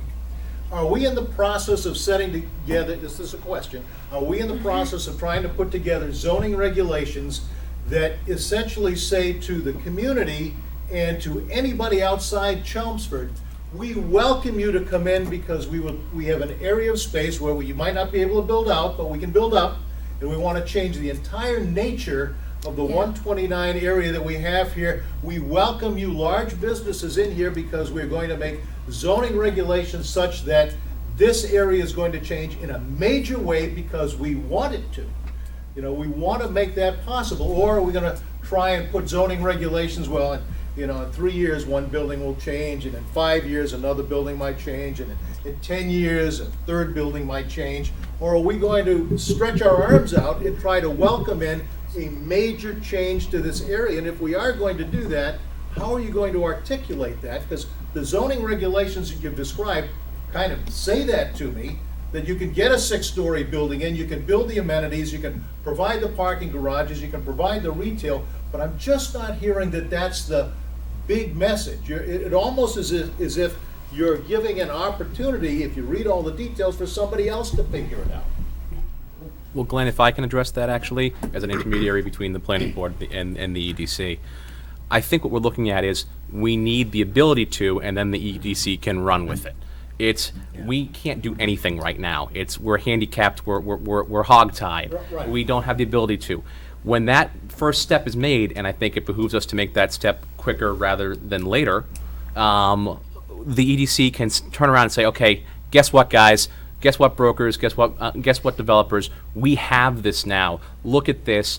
Let's run with it. Let's talk to those people that may have looked at us in the past and said, maybe not. But you need to be able to, I'm questioning whether you need to be able to articulate that big vision that everybody is talking about the little details on in one sentence, maybe two, of what you're trying to do with the town. That this will not be the same 129 area 20 years from now. It'll be different. Not a bit, Oh, it's gonna be different. not a bit. And Donald, I think you can. So- That's a question, that's a question. So, But I'd just like to say something.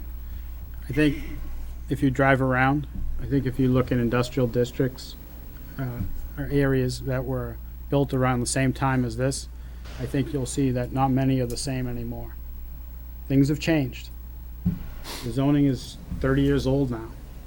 So we have to look at doing something or nothing. And if we do nothing, what happens? I think we've started to see that.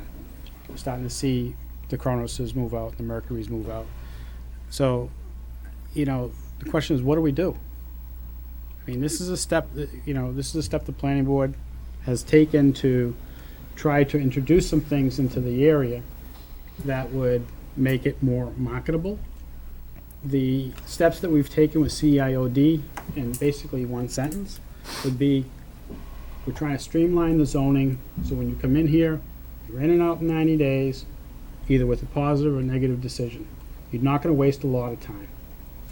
Okay, so we're trying to make it easier for them to do business in Chelmsford than what it used to be. It used to be difficult, in the sense that they had to go through a number of different steps. If someone applied for 8 or 9 special permits, if they were rejected on just one special permit, project's done. Glenn, just to, I think in a nutshell, the elevator pitch or sales pitch is physical transformation equals fiscal prosperity. That's kind of connecting the two dots between good planning and the financial, the desired financial implications of good planning. So as we proceed to town meeting, those are the themes and messages that we need to begin to talk about. The nuts and bolts of the zoning, well, most people either trust the planning board or they will learn to trust the planning board. It's the messaging that people want to hear about. How is it going to benefit either me as an individual or the town as a whole?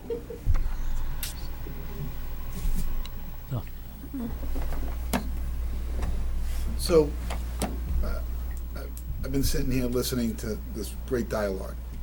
I'd just like to weigh in and just give you some small opinions from someone that a little unique in this conversation. Why is it unique? Bob, I'm a retail guy in this town. I've been a retail guy in this town for years and years and years.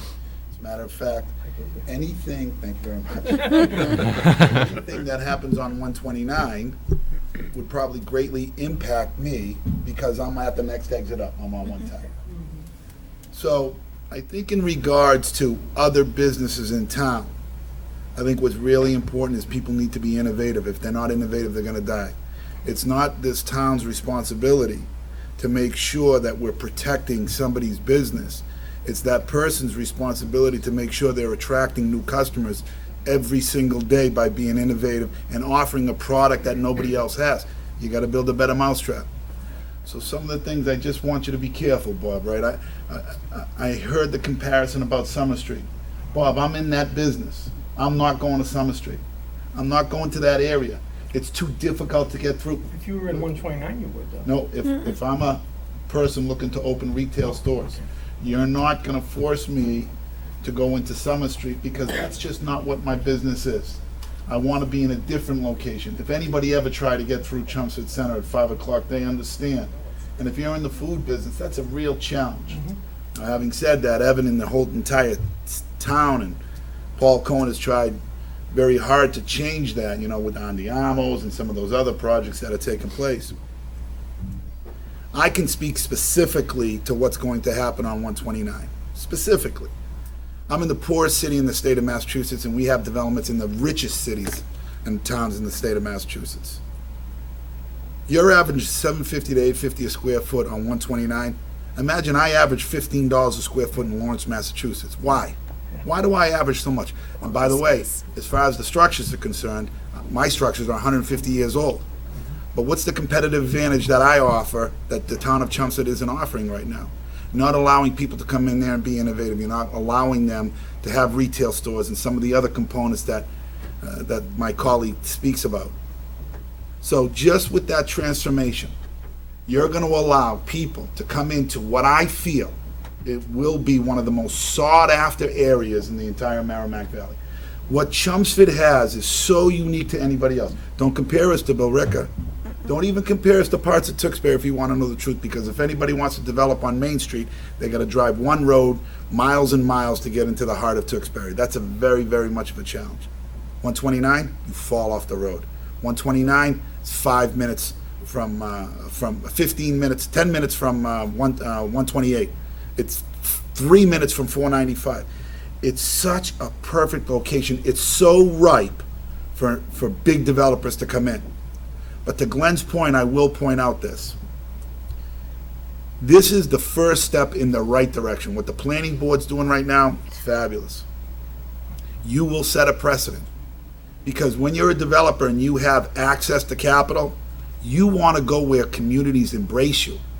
I want to go, we're building 600,000 square feet of a mixed-use development in Andover, Mass. You know why? They embraced us. You know why? The planning board and some of those other boards said, come here. How do we change this to entice you? So all I ask you is this.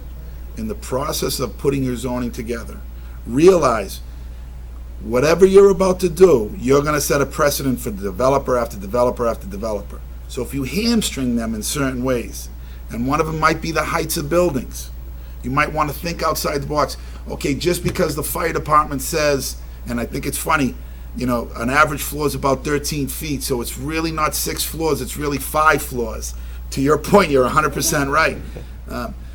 You know, is 5 floors something that's really attractive to a big developer? I'm going to tell you the answer is no. The answer is absolutely not. So have the foresight to see vision of not what is today, what will be or what could be down the road. What do big developers want? What do big companies want? They want accessibility right off the highway. You have it. They want a bedroom, beautiful community that their people can live in. We have that.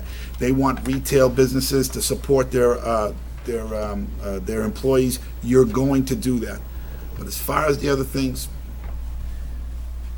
don't make it so difficult that the first person comes in and says, yeah, they want to talk the talk, but they don't want to walk the walk, because some of those other constraints, to Mr. Thorin's point, some of those other things might send them away. So be careful in the zoning. Try to be as loose as you can to spur economic development. As far as the heights of the building, sir, you know, I'd revisit that and try to push the envelope a little bit. A good friend of mine in a meeting last night said, you know, after the meeting we said, go big or go home, or be bold, he said. And he was right. And I think this is an opportunity to be bold on 129. You have something that nobody has. As far as the rents per square foot, Bob, the rents will continue to go down. The vacancy will continue to increase. You have archaic buildings that people just don't want to be in. To the point that somebody was talking about, these were one-tenant buildings. In order for somebody to come in and buy that building, what is my return on investment? I'm going to tear this building down. I can only build so much square footage. The only way I can take advantage and make an investment is if you allow me to build more square footage. We're not going to go left to right anymore, right? There's no more land. You got to go vertical. And if you could just take a peek at that area and see how exciting that is to 129. To Glenn's point, we're building a 10-story building in Haverhill. 10-story. The rest of the buildings are 3 and 4 stories. Why? Because the companies that were already signed, that's what they want. They want something different and unique. So we're heading down the right path. I applaud the planning board. Don't hamstring yourself too much. Realize every single developer that's going to come in after the first one, they're either going to say, well, you know what, I went to 4 meetings, we talked about landscaping. I went to 2 meetings, we talked about parking. And we all know that's the truth, right? I can speak specifically about that. I can speak specifically about the town of Chelmsford of going through that. I bet you can. To Anita's point, you're going to have a lot of great companies. You're well situated. You have an opportunity to take advantage of something. And I just hope that the people realize, in order for their taxes to go down, somebody has to pay. And if we don't want the taxpayers to pay, well, then allow, at a reasonable and fair price, the commercial to pay.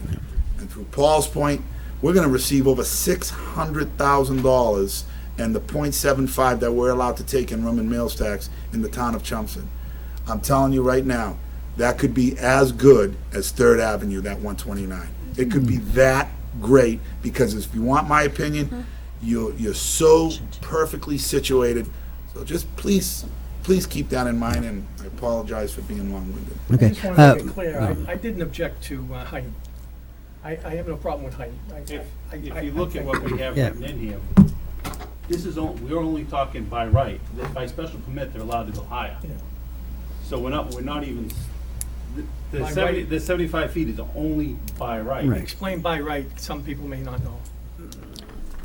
Okay, by right means that if you invoke the particular piece of zoning, that you are simply allowed to do that. You do not need to get a special permit to go to that particular height.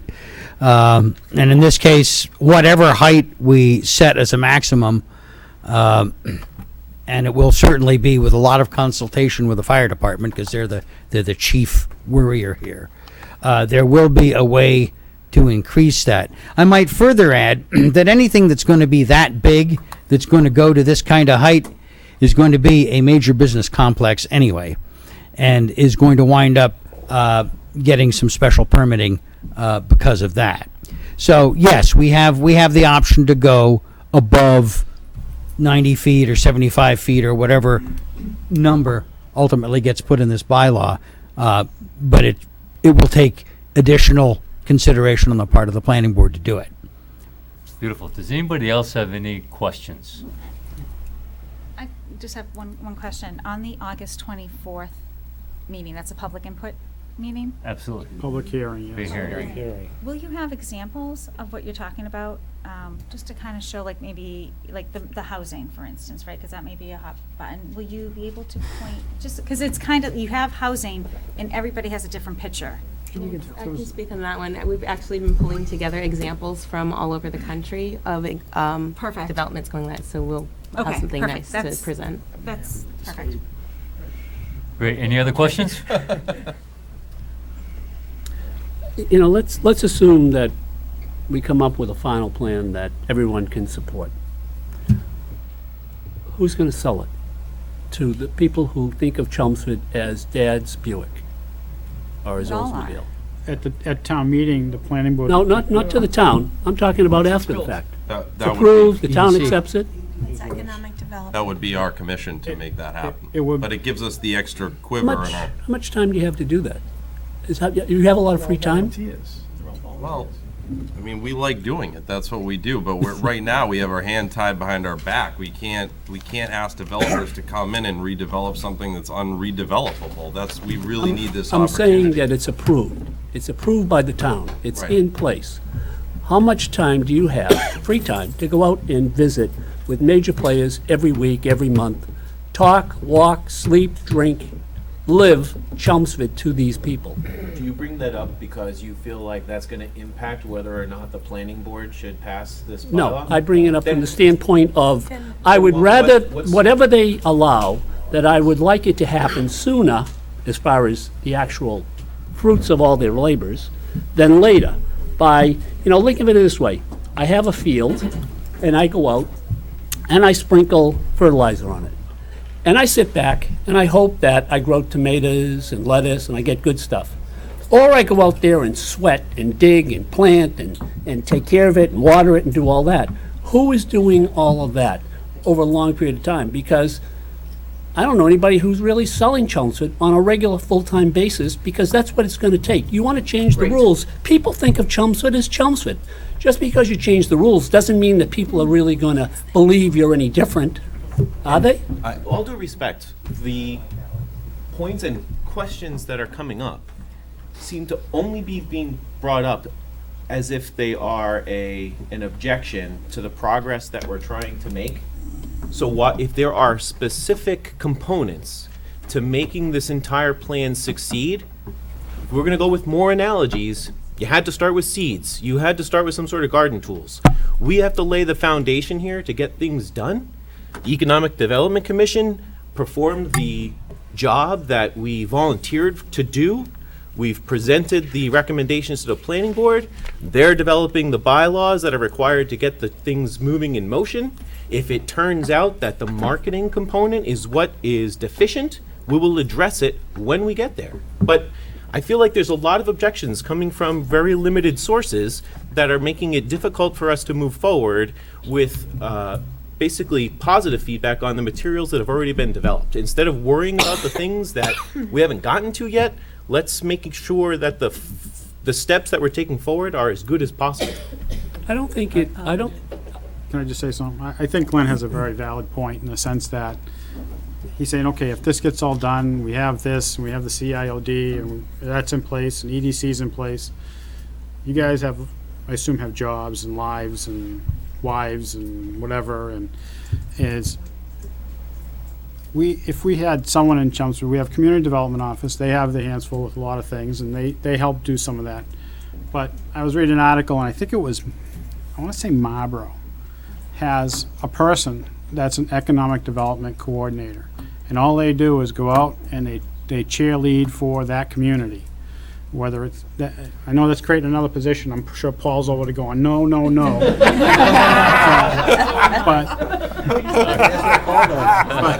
But, you know, I think that's a person that could, If I I could, think we had if I could someone on a jump in. part-time basis at one time. to that follow, reached to follow, out. to follow up on Ed's comment, you know, Wait, there's Glenn, no, I'm sorry. If we can let Town Manager Paul Cohen comment on that. Yeah, George just touched upon it. My second year here in 2008, we hired, and Evan was on board, we hired an economic development outreach worker. The problem happened is the 2008 recession came, and we had to make the cuts, that position left. And it's never been fulfilled since then. If this zoning is passed, I will be at town meeting in the spring requesting funding to market this community, and either in the form of an employee or some funding to do marketing and outreach efforts. But until the zoning's passed, that investment would not be profitable for this community. Absolutely. Does that help answer your question, Brian? I think that's where you were driving at, right? That someone after the right. fact. And it doesn't necessarily have to be a town employee, but she has benefits. If you hire a consultant, whatever, you can eliminate them Yeah. anytime you want. Because if we pass this and throw it in a draw, it doesn't do Right, and anybody any and that's good. that's what I was getting at, that, you know, I said, if this passes, then who is going to sell it? Not before, you don't put the cart before the horse. I still think that we feel tasked to do that until somebody that is hired Well, comes forward. You would and- absolutely be in an advisory position as well as, you know, there. So that person's, hey, I got someone, let's meet with you guys and try to work that thing out. Absolutely, you know, I mean, that's, you guys know the town of Chelmsford just as well as anyone else, especially better than a consultant if they're from outside of Chelmsford. So, you know, and that's the thing, is, you know, you gotta sell Chelmsford, you gotta point out that 495 is right there, Route 3 is there, 128's there, you know, so, and what we have here. And I think having someone that has the time during the day or evening to meet with people and line those things up and then draw the necessary people in, whether it's a selectman, someone from your committee or whatnot, that's gonna help sell it. That's gonna help get us back on board, because 1.1 million square feet is a lot of space, so. Eliana? Would it be possible to have the, if the planning board's bylaws pass at town meeting, could we have an additional article that would request funding, limited amount of funding for marketing for the EDC? And that way we could start right from inception. You won't have the improvements except for a couple of years down the road. Well, I hear you, but you'd be marketing old stuff. No, you're necessarily. marketing to investors to come in and make changes. Oh, okay. I thought you were looking for No, renters. no. To that comment. Sorry. After it's passed at town meeting, it has to go to the Attorney General, and that could take 2-3 months. Evan, 3 months? Well, 3 months. That gets you into January, so all of a sudden you're now into the Springtown meeting. So it might be just a little bit premature to do that at that meeting, so. You know, I agree with you that it should be hand in hand. You don't have to spend the money right away until after everything, all the hurdles. But you want that voice to be out there right away, because the sooner that voice hits the street, the sooner things will happen. Well, with that said, Glenn, I can assure you EDC doesn't control the purse strings of the town, nor does the planning board. So I think it does come upon possibly Board of Selectmen. Maybe you want to bring that up on as agenda item, and as we had talked about before. Well, it was going to come up as an agenda item earlier this week, but it didn't, all right? Right. And I believe that person, whoever is hired to do that, report to the Board of Selectmen on an ongoing basis as far as what's going on. No. That's not how the town charter works. The Board of Selectmen is not involved in the administration of the town. Yeah.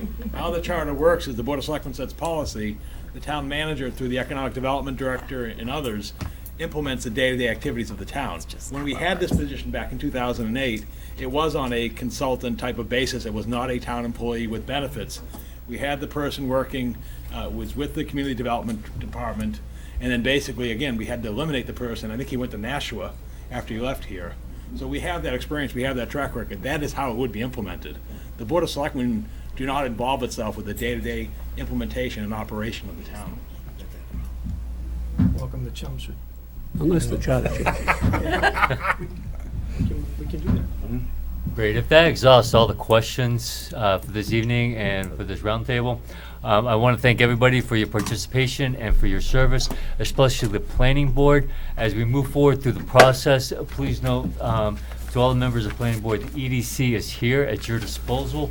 If any of the boards here at the table need any members of the EDC to come to your meetings and explain something or to share some thoughts, we'll be more than happy to do so.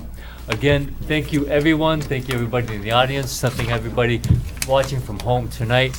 Remember, August 24th opens up the planning board hearing. Thank you all very much. Do you happen to have any subsequent dates if people already, do you know what the September dates are so we could? George? Be the second and fourth Wednesday of September. Okay, thank you.